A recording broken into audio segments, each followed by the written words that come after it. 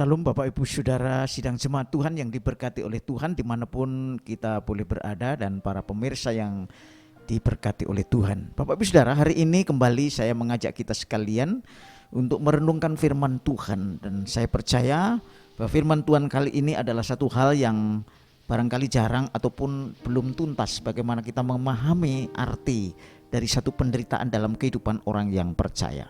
Tentu kalau kita berbicara tentang penderitaan, maka ada satu pertanyaan besar.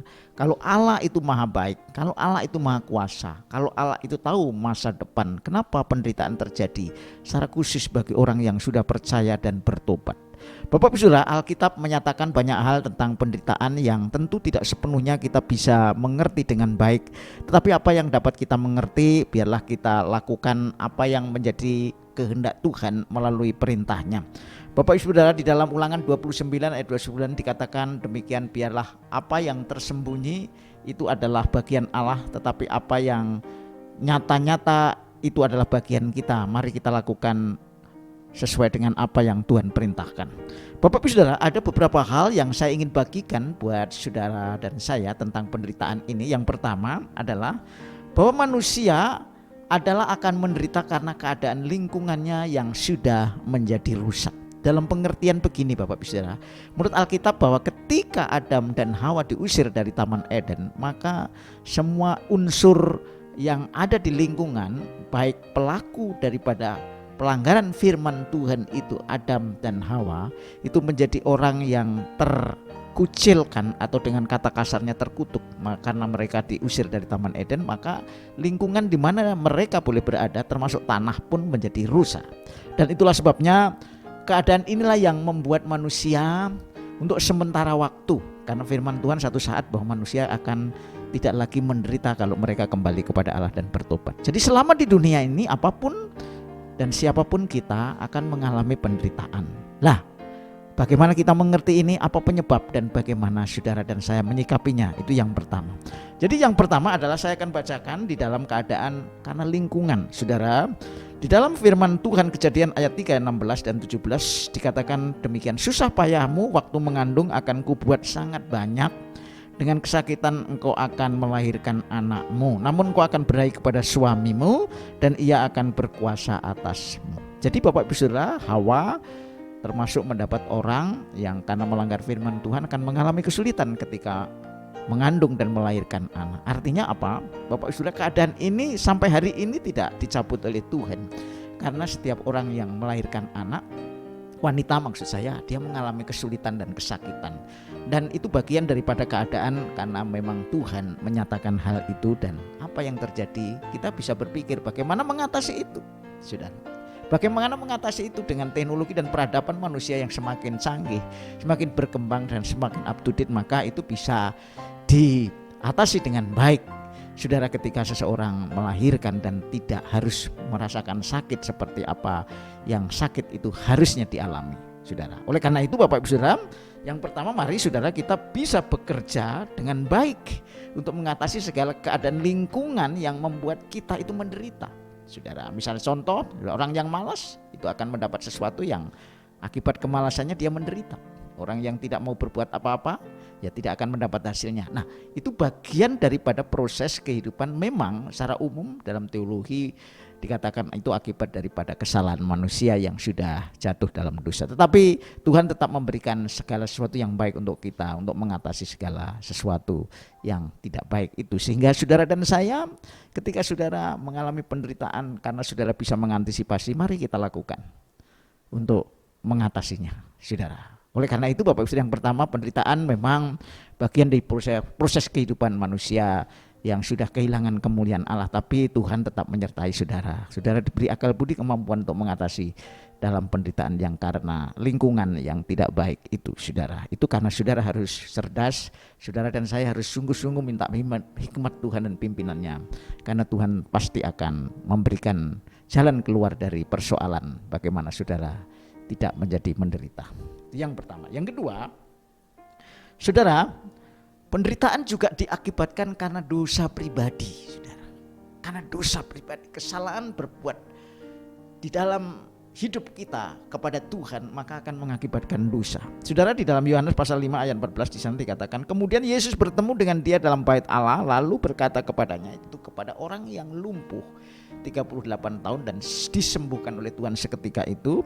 Maka dia berkata begini, Tuhan Yesus kepada orang lumpuh, engkau telah sembuh, jangan berbuat dosa lagi, supaya padamu jangan terjadi yang lebih buruk. Saudara, perbuatan dosa mengakibatkan penderitaan, yaitu apa? Penyakit. Jadi saudara, hati-hati. Saudara, hidup ini adalah harus hidup mengikuti kehendak Tuhan. Dosa adalah penghalang dan bisa membuat saudara menjadi sakit. Tidak semua dosa mengakibatkan penyakit tubuh dan jasmani, tetapi Tuhan katakan ada dosa yang memang membuat menjadi sakit, dan itu kalau saudara merasa saudara berbuat dosa dan saudara ada hubungannya dengan sakit saudara, saudara bertobat. Mari hari ini saya mengajak kita tinggalkan dosa yang saudara diberi kesadaran bahwa sakit saudara karena dosa. Saudara, kita harus bertobat supaya tidak terjadi hal yang lebih buruk lagi.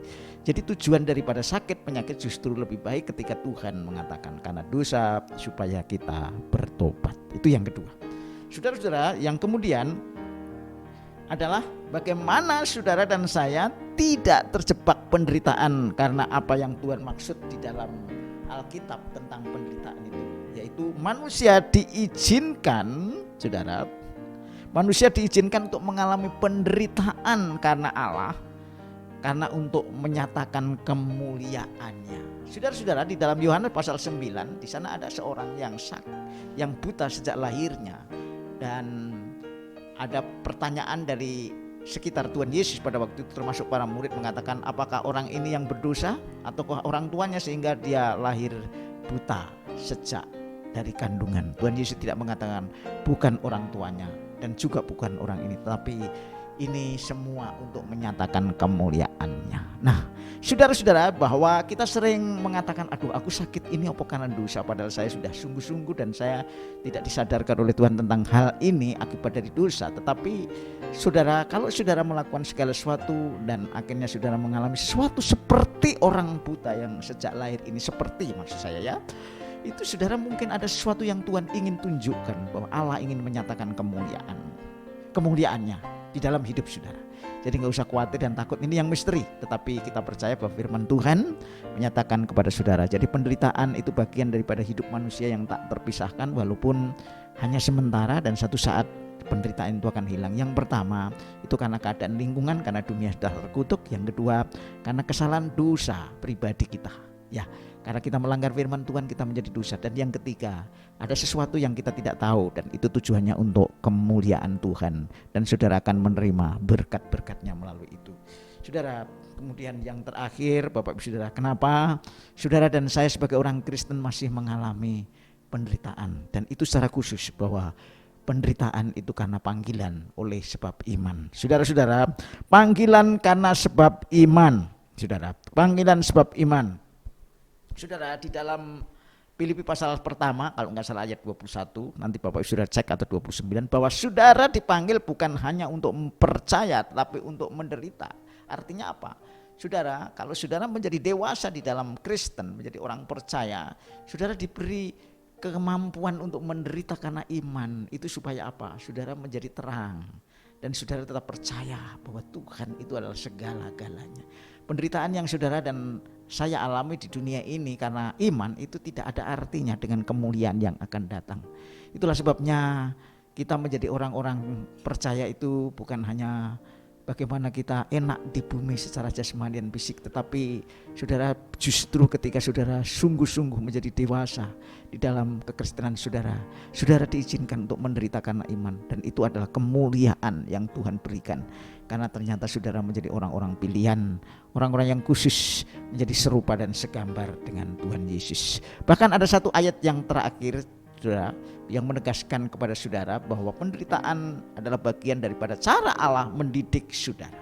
Cara Allah mendidik saudara. Di dalam Ibrani di sana dikatakan, saudara, dikatakan bahwa tidak tahukah kamu bahwa kamu adalah anak, maka tidak mungkin seorang ayah akan membiarkan anaknya untuk disesah untuk sementara waktu. Artinya apa? Untuk dididik, untuk dicambuk. Sebab tidak mungkin anak sendiri tidak diperlakukan sebagai anak. Justru anak itulah yang akan dijadikan anak yang bertumbuh menjadi dewasa. Ketika Allah mengasihi saudara, kadang-kadang Allah ingin saudara dicambuk, saudara dipecut, saudara dididik untuk sementara waktu supaya saudara menjadi dewasa dan mengerti tanggung jawab bagaimana menjadi orang dewasa yang menyenangkan Bapa, menyenangkan Allah.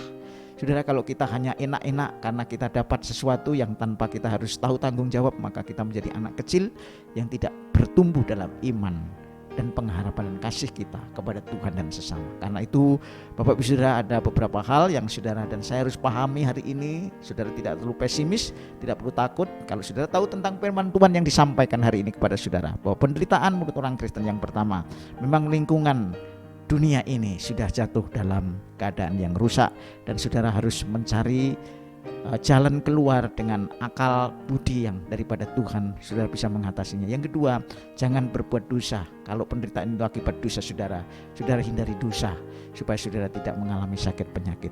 Dan yang ketiga, kadang-kadang penderitaan memang diizinkan dan secara misterius, tetapi di balik penderitaan itu ada kemuliaan yang Tuhan nyatakan buat saudara. Jalani hidup ini bersama dengan Tuhan, saudara akan mengalami kemuliaan Tuhan.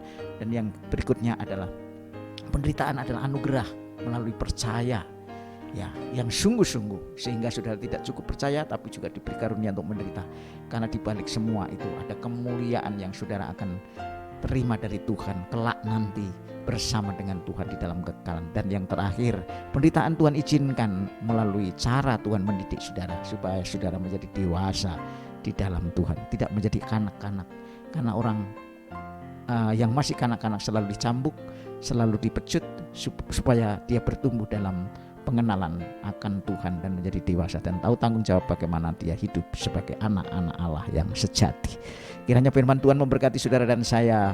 Mari kita hadapi dan kita apapun yang sedang kita alami tentang penderitaan, kita percaya melalui firman-Nya hari ini saudara dikuatkan. Dan kalau saudara bisa menyikapi dengan baik dan benar bersama dengan Tuhan, kita boleh melakukannya dengan kesetiaan dan kekuatannya yang tidak pernah meninggalkan kita. Haleluya. Amin.